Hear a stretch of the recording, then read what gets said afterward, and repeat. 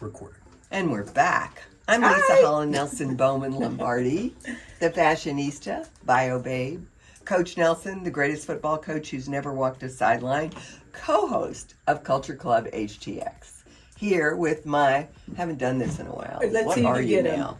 Beautiful, blessed, brilliant, bossy and black. Well, she always. Well, I lost two. There are two more, everybody. We don't know. Remember. But see, I tried to just say Cinco Bay. Did I do something? You're like, I don't like that. Okay, fine. No, we don't like that. But anyway. Shavonnah, Robert Schreiber, the other half of Culture Club HTX, the executive producer, the eighth wonder of the world, and the person who was missing in action last week. But you and baseball boyfriend Scott, you know, I keep saying this all show. I feel like y'all did a good job. We were okay, right? I thought so too. Except for you volunteered me for another dog. Hey, Tina and Tama, I'm calling you together. What is she saying? Hope you're listening. Well, and today, speaking of our guests last week, today we have some lovely guests in with us. So, bio babe. Let me introduce them since that's what I do. Today we're joined by two leaders from the Retina Research Foundation, a Houston-based nonprofit dedicated to advancing research that helps prevent, treat, and ultimately cure blinding retinal disease. Virginia Gissel Schwanauer, I'm so proud of myself. It's really good. Is the foundation's executive director and oversees the operations, fundraising, and strategic initiatives. After serving the organization in multiple leadership roles, she stepped into the executive director position in 2025, just a year. And also with us is Dr. Arthur Willis, president of the Retina Research Foundation and a renowned vitreoretinal surgeon with more than 6 decades of experience, a Vietnam veteran, Baylor College of Medicine faculty member, and longtime advocate for vision research. He has been connected to the foundation since the early 1970s. Together, you're helping drive groundbreaking research that's changing lives and preserving sight for people around the world. I'm going to let her ask the first question, but I also have to say, welcome. Yes. My late husband was a Vietnam veteran and a fighter pilot and had retinal disease. Oh, did he really? All the things, and it got better, which was really great. Yeah, he fits right in. What was his retinal problem? Huh? What was his retinal? I don't know. He got a shot every month. Oh. This is on brand.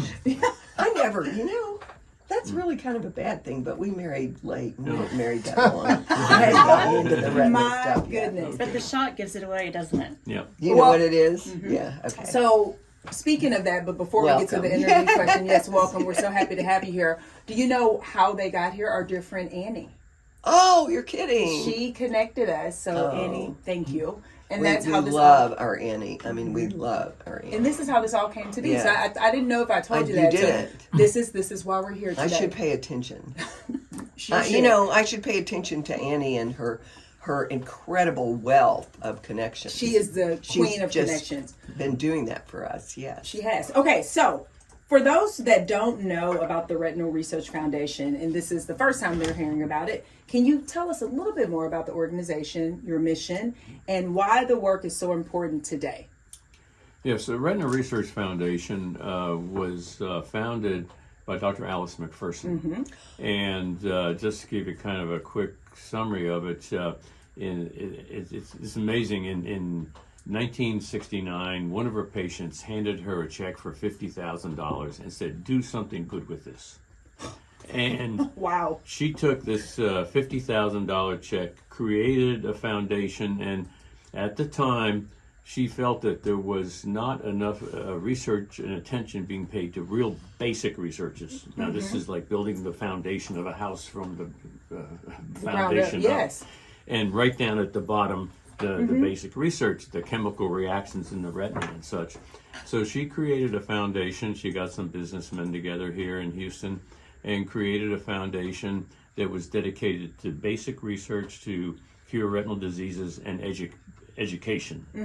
And put those two together and built a foundation that from a $50,000 check in 1969 has given away almost $50 million in research and education grants through the past 50 years. That's fantastic. Yeah. Is this part of the ophthalmology endowment chair at Baylor? Is No. it part of that? Well, no, but we do support an Alice McPherson chair that supports one of the Okay. retina specialists Okay. at Baylor. Okay. Yeah, I didn't but know it's if called, they called it. it's a little different name. It's her chair. Yeah. Okay.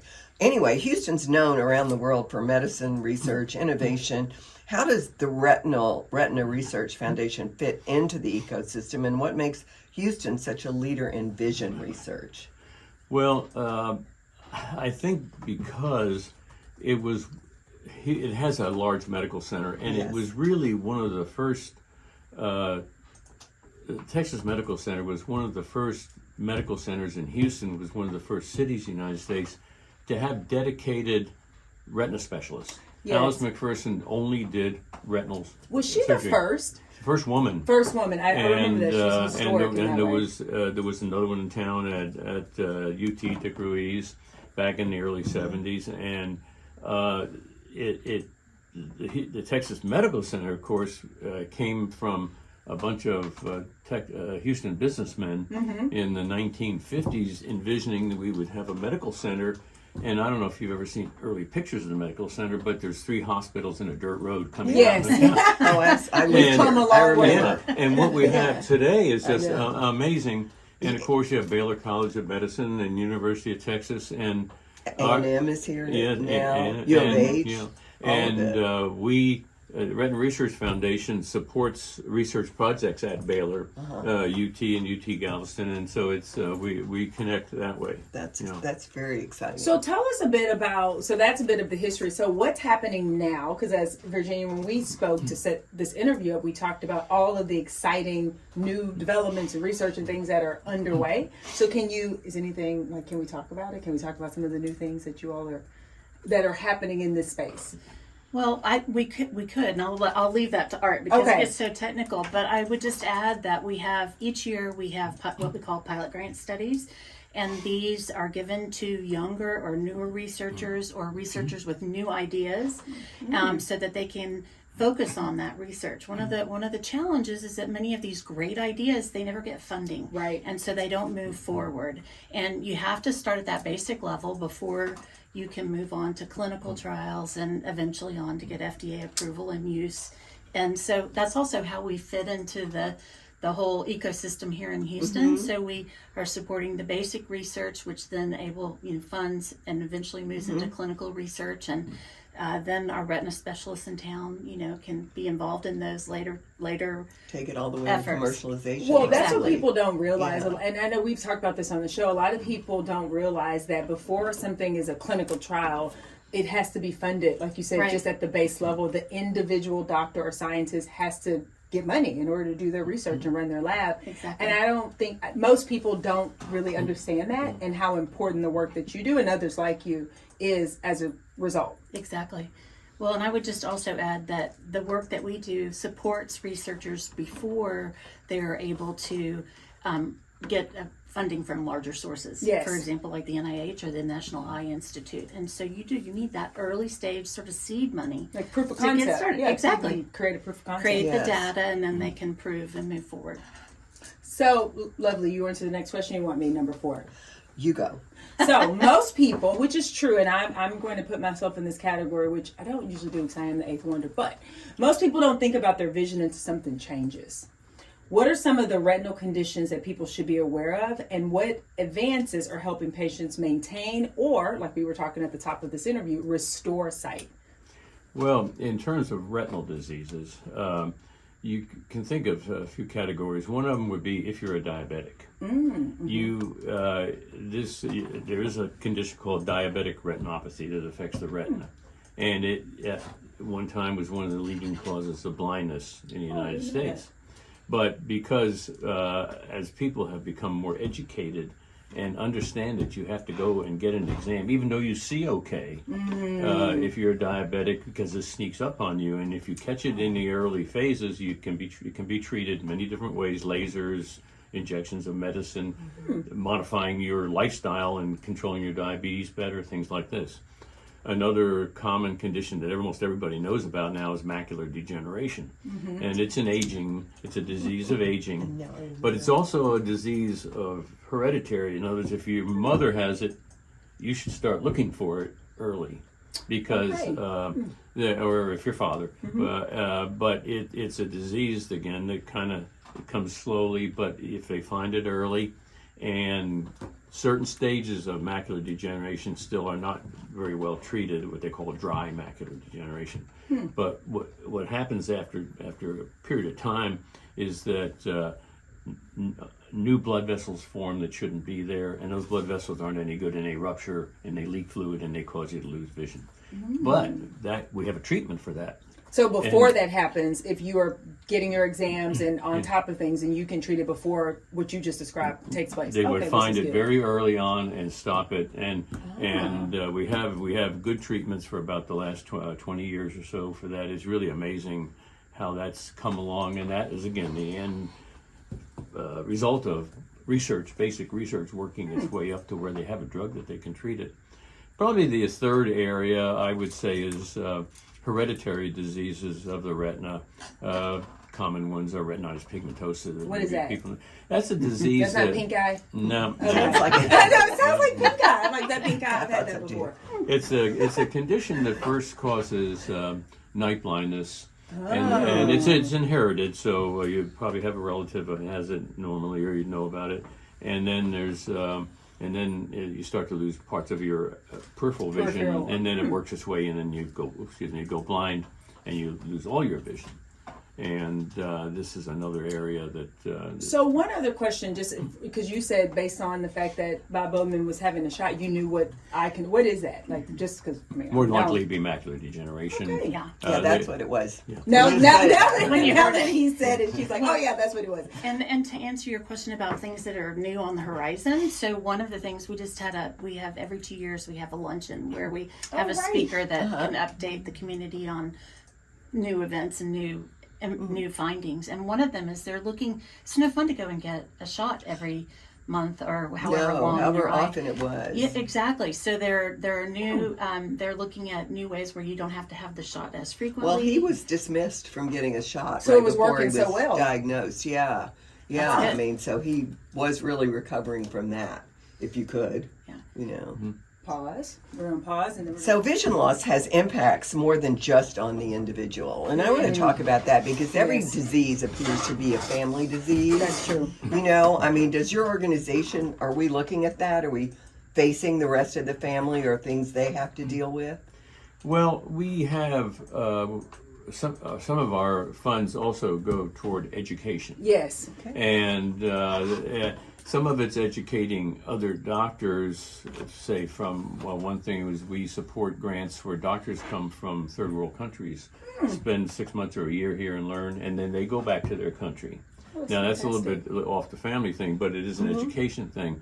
But we also support awards at the large organizations, retina organizations around the country, and we give an award to doctors who excel, and a lot of them are involved in educating locally the families, the public and the families and things. So there is that. We do any other things on our own? We have a website. That's what I was We have a gonna website. So speaking of, tell us what the website is for those that are listening and want to go check it out. It's retinaresearchfnd.org. retinaresearchfnd.org, and we'll have that in our show notes and promo around this. So, but Lovely, your question or your sentiment is, I think, well placed, because especially if it relates to vision. Yeah. So if you're independent and your vision starts to go, you need support. And so people don't always understand, like, you can be okay maybe in the daytime, but at night you can't drive. Exactly. Yeah. We also have a newsletter that we put out that Virginia publishes regularly, and then a yearly summary newsletter that anybody can get if they want it. They can subscribe. I think this is so important because also, as we thankfully are living longer, healthier, fuller lives, I mean, if the rest of your body's okay but your eyes aren't, like, that's going to be a problem. So helping people understand, like you said, get your eyes dilated. I heard you. I'm going to do it. But also just what to look out for, so you don't wait until it's too late or you're trying to correct something. You can stop it before it gets to a very... Yes, I'll give you a good for instance. You have two eyes. And you could have 4 eyes. Yeah. We used that? to, when I was a kid, we used to tease kids for I a know, while. but you know that was not kind. But that's okay. Since you have two eyes, you could have something subtle going on in your right eye, and you don't know it because your left eye will cover it over. Right. And unless you close your eye and check them, which people don't do, and check each one individually, you might not ever find what's going That's on interesting. until you go to your eye doctor and dilates your pupils and looks in and sees it. I have to wrap myself out. So Or yeah. they pick it up. They could also pick up because they're going to check each eye individually. They'll pick it up on an eye test. So But- check this out. yeah. I'm going to just admit this. So before I wanted corrective lenses to be on my driver's license, when I would go to get it renewed and you have to do the test, I would close the eye to have a. I would, because I can see better out of one, so I would do this so I can read. Because they can't tell that you have one eye closed. Don't do that. I'm just saying I did that. But to your point, Yeah. yeah, well, it's just funny. I'm like, I don't know why. I didn't want corrective lenses Yeah, on my. yeah. Well, it's on your annoying. license. I'm It's well past annoying. that now. But yeah, I remember. Yeah. But it's to your Yeah. point. I have an astigmatism in one of my eyes. So there you go. Well, and there's certain things that you can look for. You know, that mean, as he said, you have two eyes, and also once you lose the tissue in your retina or it's damaged, it doesn't grow back like other parts of your body. So it's kind of a final. You know when something's disappearing. Exactly. And so the things initially that you want to look through, you know, if you start to see floaters, little kind of funny little things that you can kind of see in the periphery, or if you see sharp flashes, or if you have something that where you start to have just darkness come over your vision immediately, you have to go immediately Well, and get that yes. checked, right? So I have a question. I'm famous for personal and not on the script questions. Surprise, So surprise. this is That's the best. one. No, I think this is amazing. So my entire life, I've had 20/20 vision, maybe better sometimes. I'm serious. In the last 3 months, I'm suddenly getting a cataract. I've never started getting one before. I'm getting one in my right eye. 2 questions. What do cataracts have to do with your retina? Do they have anything to do with your retina? No. Okay. That's good to know. But cataracts. What are they? They're part of the focusing part of your eye. Yeah, Now because there's it's a lens. blurry. You have a lens in your eye, Uh-huh. and when you're young, back in the old days, 3 weeks ago, your 3 lens, months ago. your lens makes it so you can see near and you can see distance. It changes the focus Oh of your yeah, my eye. lenses are well past that. And in that lens in your eye, you're starting to get some opacification. It's turning yellow, and it's starting to get hard, and it prevents you from having that change in focus, and it prevents the light rays from getting back to your retina properly. Interesting. Oh, So we're going to take this out, and everyone's telling me that I'm going to look out that window, and it's going to look totally different. This Yeah. has only Oh, no. really been Yeah. going on for 3 months. I mean, Yeah, I just yeah. the minute he said it's there, I said, Yeah. "Well, how do we get rid of it?" It's You know. not nothing to do with your retina, but it's a very effective, beautiful surgery. Yeah, and, yeah, and, I'm doing and it next almost week. No inconvenience for you. Yeah. With it. Yeah. Can Yeah, you drive 18. afterwards? Tell her if she can't. No, Because she'll try to drive. Not that no, day. They won't let you drive after that. That day, next day you'll be able to drive. Next but, day. yeah. But anyway, we're not. Okay, so not we're gonna gonna ask go one there. more question, and then Yeah. we want to talk about the future. So LASIK, I refuse to get it because have you had LASIK? No, Okay, good. Never mind. That's all. But I Did I you have need LASIK? no, I've had cataract surgery and it's wonderful. Okay, good. Okay, see? Okay, there you go. Okay, very good. Okay, so our final question. Looking ahead, what is your vision for the future? You see what we did there? For the Retina Research Foundation, and how can Houstonians get involved in supporting the mission? One, and being educated. I mean, I've learned so much. We're just going to from- give them a lot of information on how to contact you. Yes, but what, like, if But you when they could get think there, about, what can they what do? What do you want them to do? What are some like things that are happening? You're like, oh, it'd be great if the community can get involved in this initiative. Well, first of all, we do accept donations, Mm-hmm. and we do have a website you can go to. And I will say that everybody that works, we have a board and we have a board of directors and an executive committee. We have the scientific advisors. Every one of them is a volunteer. So our overhead budget is not more than 10% or less. And it's all volunteers primarily. So if you happen to donate to the foundation, 90% of it's going to go to eye research. That's excellent. Or eye education. It'll go Very to where it's important to supposed to know. go. Yeah. That's very important. And well, as far as the future, we have a board. On our board, we have accountants, lawyers. These are all volunteer people. They give us legal advice. They give us investment advice, and and we try to keep our money invested in growing and spend it wisely, and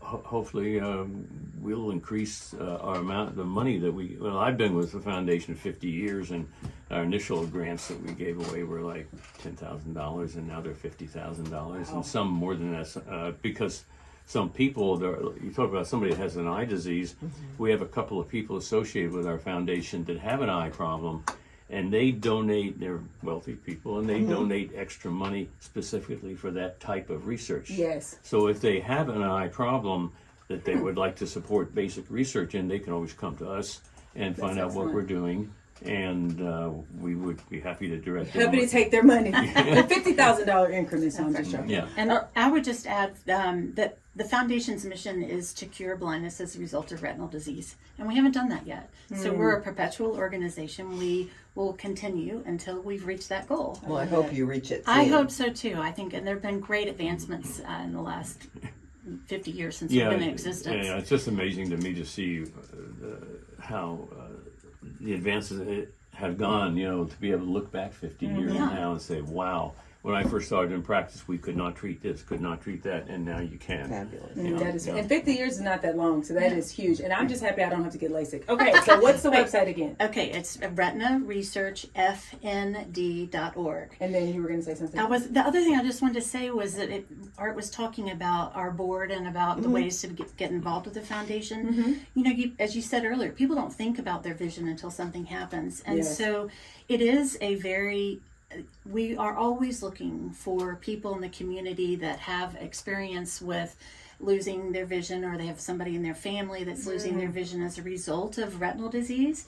And that, that tends to be somebody who has more of an affinity for our mission. And absolutely. so we're really looking for those kinds of folks that can come and volunteer in different capacities beyond just giving money, absolutely. Right. and supporting the business objectives of the foundation. Excellent. Great to have you here. Thank you so much. Thank I've learned you so much. I feel like I have 10 more questions. Me But we too. don't ask right now. We have to take a break. And with that, back.